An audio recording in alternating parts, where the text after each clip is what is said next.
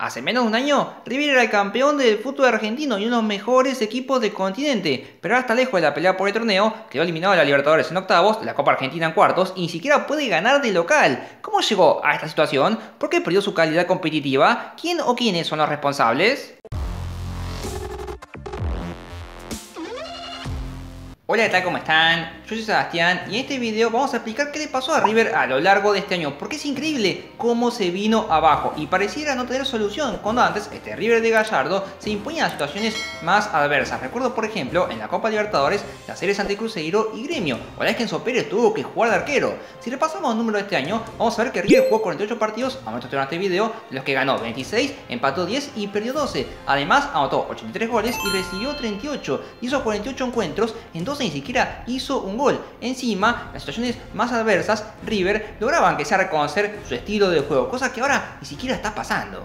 El primer motivo que explica los resultados que tuvo River en este 2022 tiene que ver con la errónea planificación del plantel. Y acá vamos a empezar hablando de que trajo demasiados centrales, porque ya tenían el plantel a principio de este año a Díaz, a Martínez, a Maidana y a Pinola, y eso le sumó a González Pires y a Amana. Y vos si sabés que vas a jugar con dos centrales, ¿para qué querés traer a otros dos más y tener cuatro? Si en realidad ya con 4 hasta 5 para hablar de competencia te alcanza. Y se los trajo porque sentía que Maidana y Pinola no iban a estar a más alto nivel, debió no tenerlos en cuenta. Yo entiendo que esa es una decisión muy dolorosa porque son jugadores muy queridos, pero me parece que eso aclara que para 2 puestos tenés a 4 jugadores. En cambio, ahora que tenés a 6 zagueros, cuando uno comete un pequeño error ya te obliga a sacarlo porque tenés 4 esperando. Además, no todos los refuerzos que trajo fueron de jerarquía. En el primer semestre, uno de los que llegó fue Herrera, que era uno de los mejores jugadores de San Lorenzo en 2021. Y la verdad que en el lateral derecho hacía diferencia. Pero yo creo que es un futbolista a potenciar y mejorar. No alguien que te va a reemplazar justamente la jerarquía que te daba, por ejemplo, Montiel. Yo creo que Gallardo en ese sentido no le tuvo la paciencia que él necesitaba. También sumó a González Pires, que su contratación no tuvo sentido, y no solo por la cantidad de zagueros que trajo, sino porque en su etapa anterior en River no había demostrado una gran calidad. Es cierto que sí, por ejemplo, en Estudiantes y en Tigre, pero de ahí a ponerlo de titular hay un largo tramo. El siguiente de esta lista es Elias Gómez, que él sí venía con la chapa de reemplazar a Angileri y por qué no pelearle puesto a Casco, pero otra vez las rotaciones y sus errores en defensa como sus distracciones hicieron que perdiera confianza, pero para mí es un jugador a recuperar. Pochettino es otro de los refuerzos que tuvo River durante esta primera parte del año y la verdad que es un jugador que Gallardo siempre tuvo en su radar, pero nunca encontró su lugar. Yo creo que hasta ni siquiera pudo enganchar su forma de jugar con sus compañeros, como si justamente jugara como fuera de contexto, ¿vieron? Y además hay que decir que Gallardo tampoco le dio la chance de ser titular varios partidos para lograr afianzarse. La siguiente incorporación fue Barco, que es un individualista por naturaleza, y al principio de su etapa en el club quiso demostrar de todo lo que era capaz, pero así fue perdiendo influencia en el juego colectivo, hasta que en los últimos partidos creo que está entendiendo que tiene 10 compañeros más en la cancha con los que puede jugar. Le falta entender que tiene que tener mejores decisiones. Mejores decisiones, sí, está en proceso, es un chico muy joven, que se fue muy joven a un fútbol tal vez donde no creció como debería haber crecido, pero es proceso de aprendizaje también el que tiene que tener para involucrarse en el funcionamiento del equipo. Finalmente nos encontramos con Quintero, que es talento puro. Si él estuviera a 100% físico, no tengo ninguna duda que él sería titular indiscutido en este River. Yo creo que por eso su objetivo de cara a 2023 tiene que ser lograr la mejor forma física, primero para ser una opción real en el equipo y segundo para no ser siempre el primer cambio cuando las papas queman. En el segundo semestre, la primera incorporación fue Liendro, que apenas llegó, jugó porque no había nadie irreemplazable en el medio. Yo creo que su contratación fue acertada porque River no tenía un mediocampista llegador de la salida de Enzo Fernández, pero claro, no podrá jugar por el resto del año por su lesión sufrida en el Superclásico. El segundo fichaje fue Beltrán, por el que River se tuvo que pelear por Colón en esa novelita que tuvieron de ver cuándo vencía su préstamo y cuándo le correspondía volver a River y todo ese verso que pasó durante buena parte del mercado de fichajes. Hay que decir que él es un delantero que sabe jugar de espaldas para pivotear y dársela a los volantes por afuera. También tiene gol, más allá de que uno ve su estadística y dice, eso no es tan así. Pero yo creo que cuando él está justamente en la delantera se nota como cierto peligro y algo diferente en el ataque de River. Además se me punta que tiene mejor forma del plantel. Y también hay que decir de que por características es el que mejor se adapta al estilo de juego que pretende Gallardo. Además, se sumó otro delantero, que es Borja, que la dirigencia sobrepagó su precio. No me quiero poder analizar cifras específicas, pero justamente invertir 7 millones de dólares me parece que es excesivo y demuestra lo desesperados que estaban por traerlo. A ver, su calidad no la cuestiono, pero sí la decisión de Gallardo de elegirlo por sobre Beltrán, cuando el colombiano aún está lento en sus movimientos y menos adaptado que el punta cordobés. Y Solari es otro al que sobrepagaron. Su aporte no futurístico fue muy alto porque sumó goles, gambetas y desequilibrio en el costado derecho del ataque de River. Y creo que este sí fue uno de los grandes aciertos que tuvo Gallardo durante este año porque ni siquiera estaba en el radar. Pero dentro de la planificación del plantel hay que decir que River tuvo 6 meses para traer al reemplazante de Julián Álvarez y no lo pudo conseguir. Recordemos que ya desde finales de enero se sabía que él se iba a ir al City cuando termine su participación en la Copa Libertadores en los octavos de final. Sin embargo, Gallardo detectó en el mercado a su reemplazante más natural, pero no lo pudieron traer, Valentín Castellanos. E incluso el propio Gallardo tenía como idea reemplazarlo con más funcionamiento, pero eso tampoco le funcionó. Pero con funcionamiento, con alternativas de jugadores que puedan asumir esa responsabilidad dentro de un equipo y que los que estén o los que llegan puedan suplir con su mejor forma, pero que se integren al equipo, no para reemplazar a un jugador, en este caso a Julián, ¿no? Porque siempre es difícil, pero que puedan sumar, a través de lo que puedan aportar, siendo ellos mismos para la funcionalidad del equipo, de esa manera se genera se llena ese espacio. Al final sumaron a Borja, que es de otro perfil, con más de área y con menos movilidad, y cuando llegó fue tarde porque River se había quedado eliminado en la Copa Libertadores contra Vélez. La segunda causa que explica los estados que tuvo River durante este año tiene que ver con que Gallardo destruyó al equipo ideal del River campeón del torneo 2021. Y para analizar este punto se me ocurrió analizar las modificaciones que hizo Gallardo entre partido y partido. Haciendo una aclaración que no es que se suscriban y dejen like y todo eso, porque espero que ya lo hayan hecho, sino que tiene que ver con que vamos a analizar los cambios que hicieron, pero sin contar las fechas FIFA ni tampoco los que fueron por suspensiones, porque esos obviamente que son obligatorios. Empezando por la saga, vamos a ver que en el primer partido jugaron Díaz y Martínez. Después para el segundo modificó a Martínez por González Pires para volver justamente a la primera dupla de Martínez y Díaz. Después lo modificó y incluyó a Maidana y a Díaz como segundo zaguero. Después lo sacó a Maidana y puso a Mamana. Después cambió totalmente el esquema y jugó con línea de 3, recordarán, ante Boca, con Díaz, Mamana y Pinola para cerrar con Mamana y Díaz en la saga central. En los laterales es el lugar perfecto para ver lo que hizo Gallardo con el equipo en general, porque jugó con Casco, con Rojas y con Herrera en la derecha y después con Gómez y con Casco en la izquierda, es decir que probó todas las variantes posibles. Y tengo un ejemplo clarísimo, voy a contar varios, pero tengo un ejemplo clarísimo que es lo que hizo en las primeras 3 fechas. En la primera fecha, en el debut justamente ante Unión en la Copa de la Liga, jugaron Casco lateral derecho y Gómez en el izquierdo. Después en la siguiente jornada contra Patronato jugaron Herrera y Casco, y después en la tercera fecha contra Newell's jugó con Rojas y Gómez. Increíble, probó todas las variantes posibles en apenas los primeros 3 partidos del año. Increíble lo que hizo Gallardo. Después incluyó a Mamana por la lesión de Rojas junto a Casco. Después incluyó a Herrera y a Casco. Después sacó justamente a Alex San Lorenzo y puso de vuelta a Mamana para incluir después a Casco en el costado derecho por Gómez. Después a Herrera y a Casco, esta vez de carrileros, recuerden ese partido contra Boca, para terminar finalmente con Casco en la derecha y con Martínez en la izquierda. En el mediocampo el muñeco experimentó con todo lo posible y cuando digo todo, fue todo. Escuchen con atención, porque arrancaron jugando Enzo Fernández, Enzo Pérez y Nicolás de la Cruz. Después mantuvo a Fernández y a Pérez y en este caso incluyó a Palavecino, no por de la Cruz que lo movió como extremo derecho, sino por Simón. Después mantuvo a Fernández y a Pérez, en este caso junto a Pochettino. Después dijo, no, Pochettino no me gusta, pero rima con Palavecino, así que voy a dejarlo junto a Pérez y Fernández. Después dijo, me encantan los mediocampistas que empiezan con P, así que voy a sacar otra vez a Palavecino y voy a poner en este caso a Paradela junto a Pérez y a Fernández. En el segundo semestre incluyó a Aliendro, a Pérez, a De la Cruz y a Fernández en un mediocampo de 4 jugadores. Después jugaron De la Cruz, Pérez y Palavecino cuando fue la venta de Enzo Fernández. Además incluyó también en el medio a Simón, a Pérez, a Aliendro y a Palavecino. Después también incluyó a Aliendro, a Pérez y a Palavecino. Después hizo lo mismo, pero nada más que sacó a Aliendro por Quintero. Después siguió jugando el colombiano con Aliendro, con Pérez y con De la Cruz, para después terminar con Quintero, con Pérez y con De la Cruz. Y justamente después todavía finalizar con Palavecino, con Pérez y con el propio Simón. En la delantera la cosa no fue demasiado diferente a lo que pasó en el mediocampo, porque arrancó jugando con Simón, con Álvarez y con Barco. Después sacó a Simón por De la Cruz. Después jugaron Romero, Álvarez y Barco. En las siguientes instancias puso a Romero y Álvarez solamente, esta vez con 2 delanteros, para después justamente cargarse eso y decir, no, ¿saben qué? Quiero volver a los 3 atacantes, con Simón, con Beltrán y con Barco, tras la venta de Julián, para después volver justamente a los 2 puntas, con Borja y con Beltrán, para después justamente volver otra vez a los 3 delanteros, con Solari, con Beltrán y con Barco. Después en este caso sacó Beltrán, puso Borja y sacó Barco y puso a De la Cruz, para después volver justamente a los 2 delanteros, es decir, esta vez con Solari y con Beltrán. Después en la fecha siguiente, recordarán contra Boca, con Solari y con Suárez, para después volver justamente a los 3 delanteros otra vez con Solari, con Barco y con Borja. Entonces, pasando limpio los cambios de dibujo, hay que decir que de febrero a junio jugó con el 4-3-3, después de junio a julio jugó con un 4-3-1-2 y después de julio a septiembre jugó con un 4-3-3 y a veces también con un 4-3-1-2, que en este caso la diferencia estaba en que Solari pasaba de extremo derecho a segundo delantero, con la excepción de ese partido contra Boca en el que Gallardo tiró todo por la ventana, lo que venía haciendo el equipo, y jugó con un 3-5-2. Así, con todas estas modificaciones, vemos cómo realmente Gallardo destruyó al equipo ideal de River campeón del torneo 2021. Como me encanta decir River campeón del torneo ideal 2021, no importa.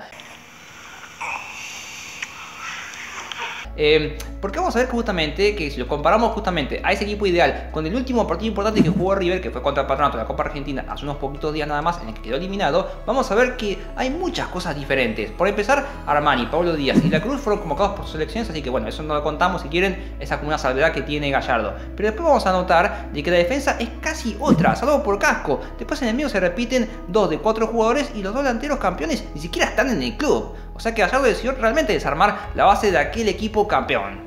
El tercer motivo tiene que ver con los cambios de Gallardo durante los partidos. Y acá elegí algunos muy significativos, que no son pocos porque quiero que notemos un patrón de Gallardo en las modificaciones. Entonces, en su primer partido del año contra Unión, en la primera fecha de la Copa de la Liga, en el entretiempo ya hizo modificaciones porque metió a Romero por Quintero y a Barco por Simón. Y además, en otra ventana, incluyó a Herrera por Casco. Sí, cambio de laterales, cosa que Gallardo hizo bastante durante este año. Y ya vamos a ver por qué. Justamente porque en la fecha 7 contra Boca, el Superclásico, hizo la modificación de Gómez por Casco en el lateral izquierdo. Después, 4 jornadas después, justamente contra Talleres, hizo triple cambio con Suárez por Paradela, De la Cruz por Palavecino y Fernández por Pochettino. Y además, en otra ventana, hizo Herrera por Mamana. Después, en la fecha siguiente contra Atlético Tucumán, también hizo triple cambio con Pochettino por Palavecino, Romero por Suárez y Ferreira por Simón. Y además también metió a Gómez por Casco en otra ventana. Y finalmente, contra Tigre en los cuartos de final de la Copa de la Liga, lo recordarán ese partido, también hizo la modificación de Gómez por Casco. Hasta que después en el torneo 2022, que arrancó para el segundo semestre, también hizo el cambio de Herrera por Mamana. Como vemos, muchas modificaciones de los laterales. De cara al segundo semestre, la cosa no varió y al contrario, creo que hasta aumentó más el disconformismo de Gallardo, y eso se notó en los cambios que hizo durante los partidos, porque en los octavos de final del partido contra Vélez, en la ida ya hizo Quintero por Barco en el entretiempo, y después durante el partido metió a Aliendro por Paradela, Herrera por Mamana, sí, otro cambio de laterales, y Beltrán por Romero. Después en el encuentro de vuelta metió a Amana por Casco, otro cambio de laterales. Y no quiero quedar muy pesado con esto, pero la verdad que Gallardo se repitió muchísimo y me parece que vale la pena contarlo un poco y ser insistente para que notemos justamente esta característica que empezó a sumar Gallardo a partir de los 5 cambios que se pueden hacer con las 3 ventanas. Entonces, después, el partido siguiente contra Godoy Cruz en la fecha 7 del torneo 2022, metió 4 cambios en el entretiempo. 4 cambios, una locura. ¿Cuáles serán? Bueno, Martínez por González Pires, Barco por Romero, Herrera por Amana, sí, cambio de laterales de nuevo, y Simón por De la Cruz.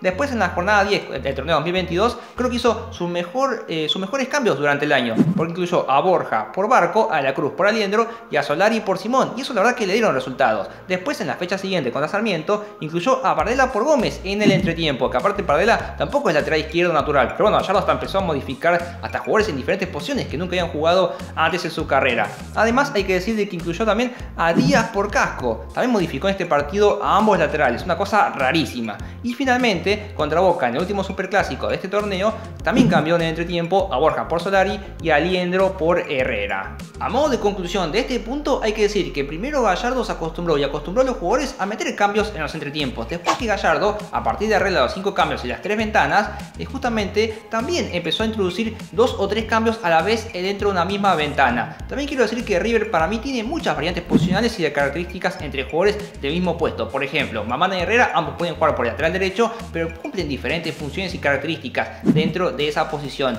Entonces yo creo que por eso el problema no es que los cambios Gallardo los hizo por falta de cantidad de recursos, sino que creo que tanta cantidad hasta inclusive lo abrumó. Entonces, tantas modificaciones fueron alterando la confianza de los jugadores que ante un mal rendimiento eran reemplazados, entonces no podían convivir con el error y eso fue afectando de a poco la fortaleza mental del equipo. El cuarto aspecto que explica el año de River tiene que ver con las lesiones, que las incluyo porque obviamente cuando un jugador no está disponible por una lesión, cualquiera que sea, que dure cierto tiempo, ya estás obligado a reemplazarlo y además de eso no podés contar justamente con ese futbolista. Entonces rápidamente quiero que repasemos la lista de jugadores porque la verdad que verla y leerla también impacta. Se lesionaron entonces a que sea por cierto tiempo en el año Armani, Maidana, Martínez, Díaz, Mamana, Pinola, Casco, Rojas, Pérez, De la Cruz, hasta puse una canción con esto, Aliendro, Palavecino, Quintero, Barco, Solari y Suárez.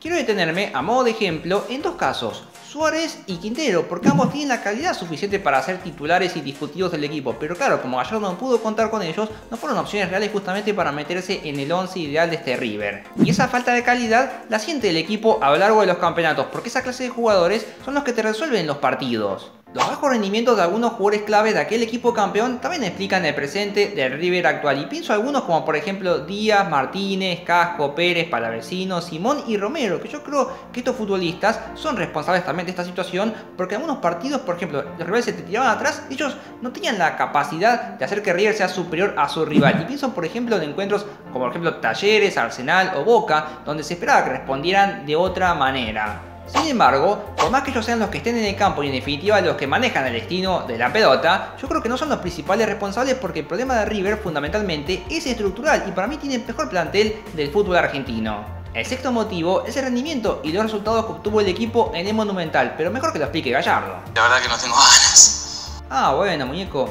me estás haciendo quedar como un boludo. Pero bueno, en el Monumental habrá que decir que River jugó 23 partidos, de los que ganó 12, empató 5 y perdió 6. Y en 5 de esos encuentros ni siquiera anotó un gol. Y la explicación es que los jugadores sintieron la presión de jugar vistoso mientras debían superar a sus rivales y a la vez ganar. Y ante cualquier adversidad esa presión aumentó y el público se lo hizo saber con murmullos y cánticos. Y todo esto generó una atmósfera negativa que no pudieron superar.